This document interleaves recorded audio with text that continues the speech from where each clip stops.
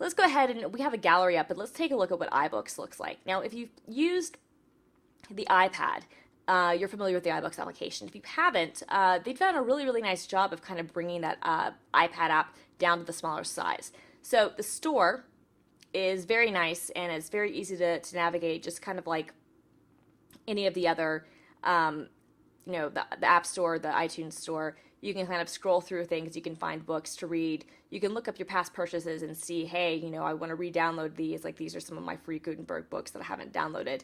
And if you want to go to your library, just go to your library and, like, for instance, I've got my Winnie the Pooh, and I've got some not trash, a business book, and then a book about a washed up former child actress, because I really love to read trash novels. Love it. So, for instance, this book I want to go ahead and read about Jodie Sweetin's Fall from Grace.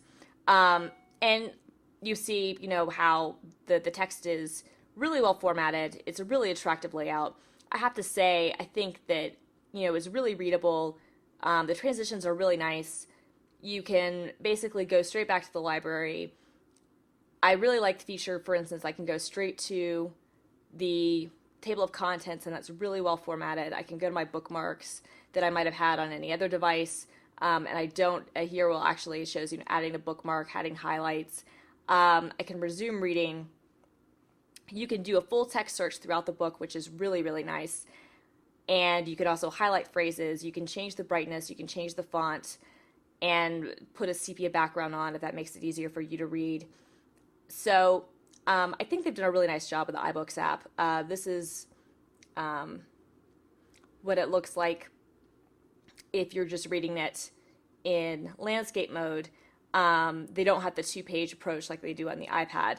But I think that when you're looking at it in portrait mode, they've done a really, really nice job of presenting text. And just to kind of give you, you can see what text looks like here, just to kind of give you a comparison. I'm going to go to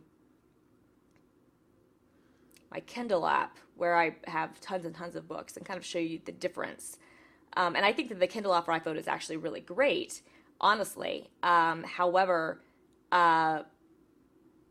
it's not quite, the text is just not quite as tight. I mean, it still looks great, but it's just not quite as beautiful as it is on the iPhone. So the iBooks app, I think they've done a really nice job with.